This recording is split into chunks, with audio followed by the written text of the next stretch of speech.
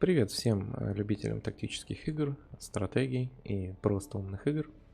Сегодня мы начинаем серию трансляций по прохождению великолепной, одной из моих самых любимых игр XCOM 2. Проходить мы ее будем, конечно же, с модификацией Longvar.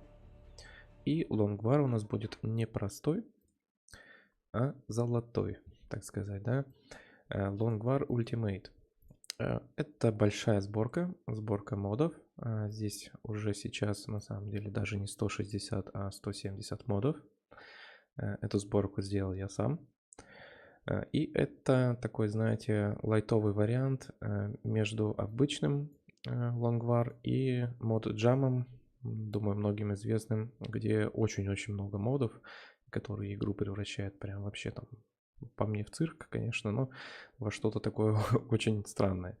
Вот. Я попытался найти некую золотую середину, чтобы игроки, которые привыкли играть в обычный лонгвар, чувствовали себя, в принципе, комфортно, но при этом получили много-много контента, который постепенно раскрывается по ходу игры.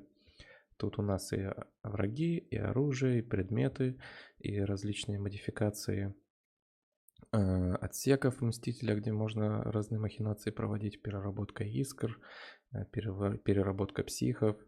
Очень много всего. Я думаю, все, кому интересно почитать, почитают сами. Ссылку в описании к видео я прикреплю. А я буду о разных нововведениях рассказывать по ходу прохождения. Так будет оптимально. Также пока мы здесь, наверное, скажу про кастомизацию, потому что в сборку входит отдельный блок кастомизации. Там 250 персонажей, на которых применены различные шмоточки из модов. В общем, кому интересно, можете отдельно еще поставить кастомизацию. Как ставить сборку написано в статье.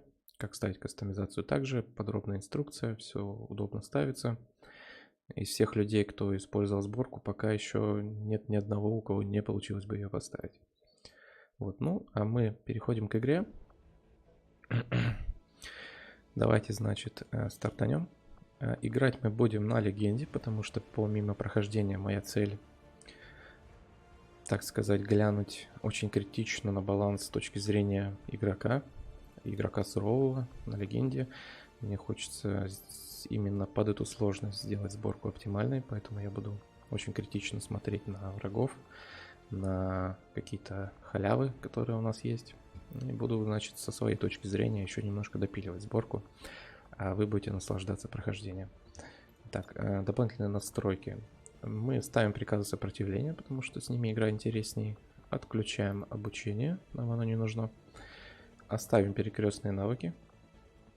И стартовать мы будем в штабе заступников. Я очень люблю заступников. Не по их силе, потому что по силе, я так думаю, я примерно выровнял все три этих класса. А вот штаб для начала игры заступников мне очень нравится. Именно поэтому я их и беру. Дальше. Всем советую начинать без режима терминатор, потому что лонгвар нестабильный. В конце игры могут начинаться вылеты, думаю, многие об этом знают. Поэтому, конечно, лучше начинать без режима терминатор. Но я, с вашего позволения, начну на режиме терминатор с целью проверить один мод, его работоспособность, который должен защищать вроде бы как от вылетов, как обещает автор. Посмотрим, будет ли он защищать. Так. Ну, ролики давайте мы пропустим. Все, кому интересно, я думаю, эти ролики найдут на стороне. Я их видел уже раз 100, и я не буду их смотреть. Если у кого будут вопросы по сборке, какие-то проблемы с установкой, пишите в комментариях, всем помогу, расскажу. Вот. Также, если вы захотите попасть в отряд, также пишите в комментариях. У меня по дефолту в игре будут бегать различные знакомые многим персонажи из Mortal Kombat, из вселенных, там, Marvel, еще откуда-то. И если вы хотите попасть в отряд, вы просто пишите, за место кого из текущих людей вы хотите попасть, пишите ник, пишите имя, и я просто заменю никнейм какого-то персонажа, который есть у меня в игре, на ваш, и будете бегать вы у меня. Так смотреть будет интереснее. Итак, первым делом мы, конечно, зайдем в настройки. компания, мы включим скрытый потенциал и включим красный туман все. Скрытый потенциал дает небольшой разброс по характеристикам при повышении уровня. Красный туман делает так, что любой юнит на карте, если он поврежден, получает штраф по характеристикам. Так просто интереснее играть. И в настройках лонгвара мы диапазон царапин снизим до 5, чтобы они встречались пореже, но при этом все равно были. Потому что есть механики, завязанные на царапинах, то есть они нам нужны, но чтобы не чистили, не бесили, мы их уменьшим в 2 раза. Глянем на бойцов. 63, 64, неплохой заступник, 67, Харконен, 55, ну, это у нас, я так понимаю, разрушитель будет, 64, 57, не очень хорошо, 62, ну, знаете, в целом нормально, больше 60 меня устраивает. Так, угол здесь, наверное, нам туда, да, надо, наверное, туда, давайте посмотрим. Побежим туда. Будем искать врагов. Видео, где нужно постоянно разговаривать, не очень привычный для меня формат. Поэтому я сразу извиняюсь, что могу подтупливать. И могу явно делать неоптимальные действия в игре, потому что постоянное говорение немного отвлекает. Поэтому не судите меня строго. Я не майкер, я не другие топовые стримеры, которые на Легенде уже по 10 раз все проходили. Я такой обычный игрок, который любит рандомить, аркадить и делать не совсем логичные действия. Думаю, так будет даже интересней. Так, ищем врагов. Боюсь, что они окажутся где-нибудь здесь или здесь. Поэтому, наверное, как-нибудь поаккуратнее подойдем. Не видим, да, пока? Но они все равно могут быть здесь. Давайте чекнем вот так. Непонятно, конечно, видит он или нет. Но, наверное, их там нет. Наверное, их там нет. И вообще, наверное, они где-то вот там или даже во втором кармане. Поэтому давайте с крыши глянем. Ага.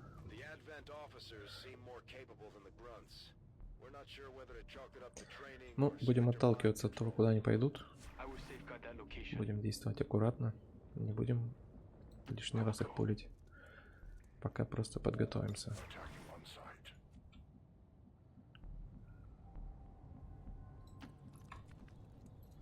Эвелин. Давай вот так. 55. Ну, это, конечно, у нас парень. Парень с одной гранатой, я так понимаю, который ничего больше не сделает.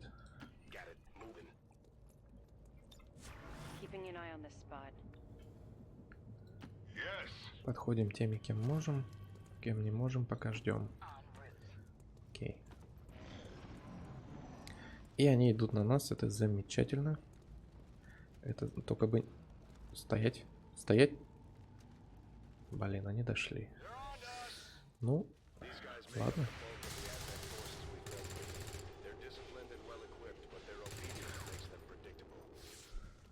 Да, плохо постреляли, потому что они дошли. Я, конечно, не рассчитывал, что они прям дойдут. Но зато они стоят. Очень уязвимо довольно-таки. Мы можем их тут подпринять. Вот этого, кстати, офицера можно даже и ножом подрезать. Но я боюсь еще кого-то спулить. Не хочется пулить, конечно. Ну, вот о чем я и говорил насчет аркады. Я понадеюсь на то, что врагов нет вот здесь и вот здесь, что они все-таки где-то там. И встану сюда. Уж очень мне нравится эта клетка. Отлично, врагов не обнаружено. Теперь мы можем и пострелять. 97, без комментариев. И порезать. Хорошо, ты, конечно, двоих должен был убивать с такими шансами. Ну да ладно. Из-за одного спасибо. Так, а вот здесь уже, наверное, наглеть мы не будем вот так сильно вылазить. Наверное, более надежно его как-то гранатой убьем.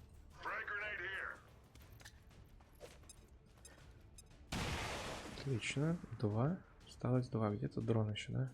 Так, дрон не важен. Здесь, я думаю, вот так можно.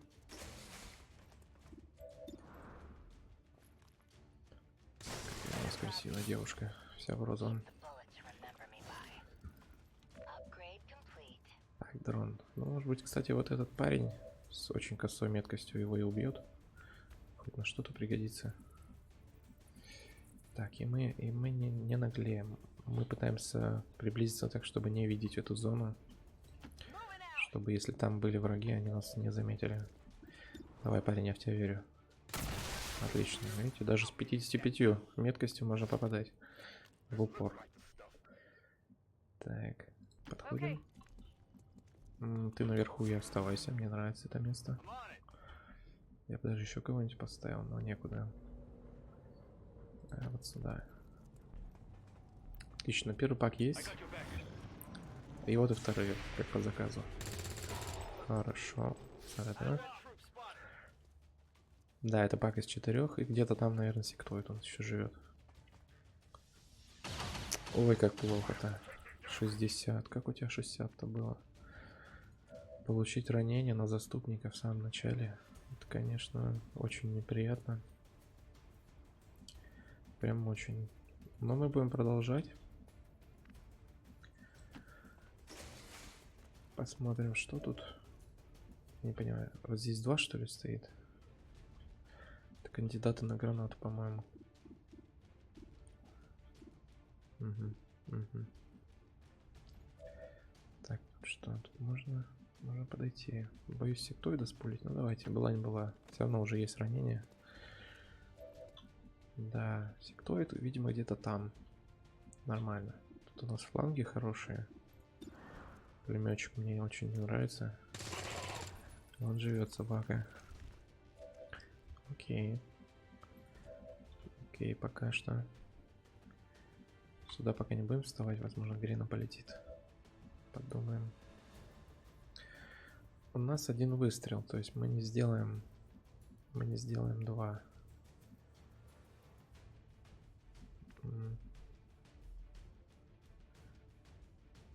Там тоже место не очень. Свет. Ну, можно сделать выстрел, да, и свет. И ты уже, в принципе, ранен. У тебя 3 хп, ты надолго ранен. Ладно. Мы добьем вот этого недобитка. И если что, свет еще кинем туда. Тут у нас 50. Можем попробовать зарандомить. Но попозже. Эвелин, пока подходим. Упор 53. Пока ждем. Видит кого? Нет там? По-моему, нет. Хотя показывает, что видит. Кого он видит там? Нет, не видит. Так, ага. Наш парень с очень косой меткостью. Давай пока наверх. Quiet. Давай пока сюда. 42. Грену. Да. Блин, я поставил Эвелин. Я не хотел туда ставить и поставил. Сейчас придется рандомить.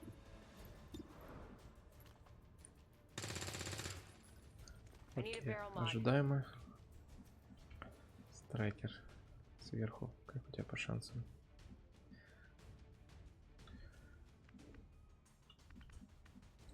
Давайте оставимся наверху, и может быть шансы будут получше. Нет, 30 очень плохие шансы.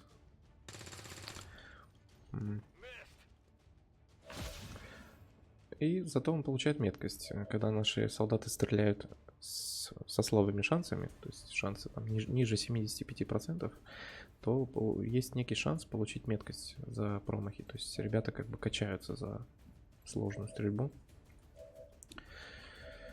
Нам надо как-то убить хотя бы 2. Но гранат у нас явно не хватит.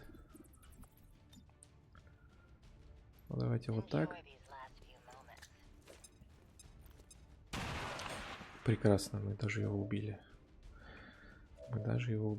Здесь пытаемся нарандомить, выбора нет. Даже попали неплохо, но его все равно надо убивать. У нас осталось 2 бойца. Этого парня мы заглушим. Отлично. Этого надо убить. И, видимо, гранатой, да? Что-то я не верю в эти 42%. И гранату кинуть могу, да? Могу. Отличненько. Мимо, мимо. Молодец. Так держать. Да, мы немножко подгорели, да? Ну, бывает. Так, здесь мы можем фланг выписать. Смотрим. Я, видите, уже довольно так знатно так Аркадию. Потому что у нас уже есть ранение, уже есть один подожженный парень. Нам надо действовать побыстрее. Чтобы тот парень не сгорел, и у нас не было 2 ранения, иначе будет совсем плохо. Так, а то у нас как так? Отлично, не загорелся. Уже хорошо. Ищем сектоида. Не уверен, что я хочу на самом деле его найти на этот ход. Наверное, на следующем бы я хотел его найти. Я пока подтянусь с ребятами. По возможности сделаю оверы. Так, ну ты у нас, конечно, безнадега.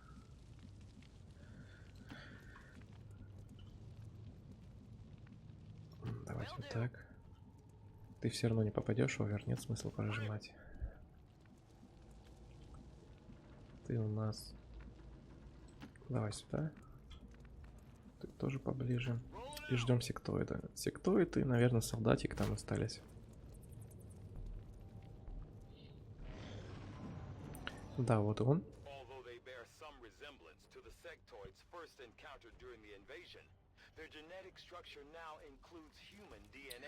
Оверов нет. И мы получаем второе ранение. Очень плохо, конечно. Очень плохо. Плохой старт. Обычно я бы рестартанул. Но это запись. И я не буду рестартовать. Потому что мне лень записывать второй раз. Я уже делал несколько дублей. Продолжим как есть. Паренька мы зарежем с очень хорошим шансом. Поэтому стреляем по сектоиду. Нормально. И режем. Отлично. Еще опыт для Харконнена. Я не так заморачиваюсь с опытом для заступника. Он все равно вот едет на довольно большой срок. И все равно мне не получится рано его прокачать. Поэтому как есть убиваем. Кем можем. Сектоид немножко подгорит. Прекрасно. О, еще и укрытия лишился. Очень хорошо. Сейчас мы его должны принять. Но почему-то мы его не видим. Ты ничего не можешь сделать. Ты видишь. Хорошо. Правда, у тебя точность очень не очень. Может быть, даже гранату кинуть было бы лучше. Давайте подождем, пока. У тебя тоже вот точность не очень, да? Да, ну давай, я в тебя верю. Давай, Powerman. Просто чудо. 97 мы мажем, 60 попадаем. Так, и еще, смотрите, такой момент. В конце каждой миссии все наши бойцы, которые участвовали на миссии, если она не совсем убогая, получают +1 воли. То есть каждый боец получает +1 к воле. Вот вы только что это видели. И также, если у нас миссия выполнена на превосходно, то есть все по нулям, мы получаем 2 очка иском в общий пул. А если у нас есть какие-то ранения, как сейчас у нас есть 2 ранения, мы получаем только 1 очко. Если бы у нас были какие-то потери, мы бы вообще не получили ни очков, ни воли. Ну, в общем, такое вот нововведение. Чтобы его сбалансировать, у всех солдат на первом уровне немножко снижены статы, но зато со временем они их повышают и растут очень знатно так, что уже к середине игры могут сильно превышать по статам тех солдат, которых вы привыкли видеть в ЛВ. Это такое нововведение. Вот рассказал. В статье нам более подробно описано все цифры, все детали. Кому интересны подробности, могут в статье все почитать. Ну, смысл такой, что миссии надо стараться проходить хорошо. Чем лучше вы проходите миссии, тем больше будет воли у ваших солдат, тем меньше они будут уставать, и тем более качественными они будут за счет очков XCOM. Так, прилетели. 9 дней. Ну, это нормально, терпимо, быстро она отойдет. А вот Харконнен на 20 дней, это, конечно, печально. Мало хп у него, видите, очень, поэтому он сильно отлетает. Такой себе старт, конечно, но я буду продолжать. Я буду продолжать. Связи мы пока не делаем. Давайте заглянем везде, куда можно заглянуть. Везде нас просят нашего внимания. Бойцов, мы еще к ним вернемся. Так, познакомимся с нашим ученым. Исследуем средства связи, чтобы открыть новые регионы пораньше. Тут пока ничего не трогаем. Инженерный отсек, знакомимся с Шень.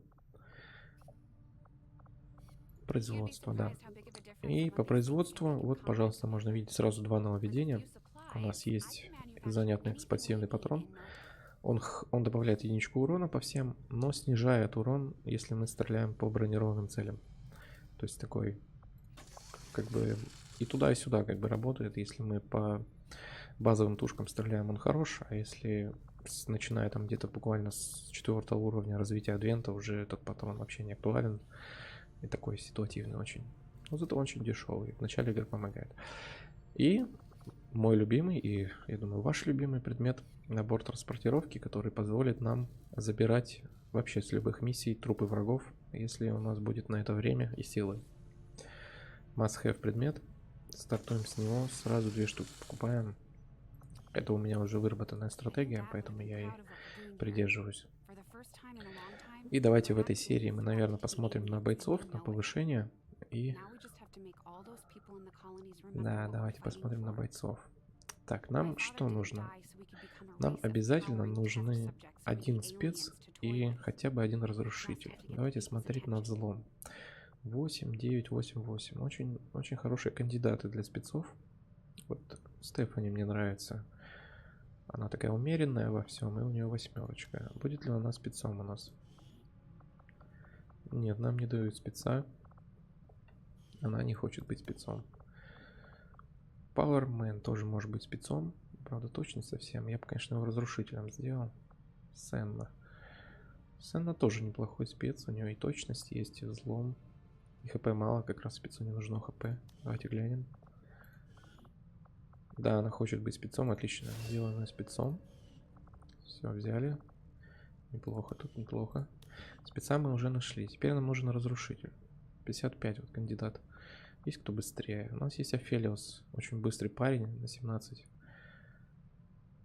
И хп у него 4. Неплохо так. Давайте. Захочешь быть разрушителем? Не хочет. Штурмовик или ниндзя? Да, из него. Взлом 5. Штурмовик или ниндзя? Ну, это похоже на ниндзю, да? С такой мобильностью.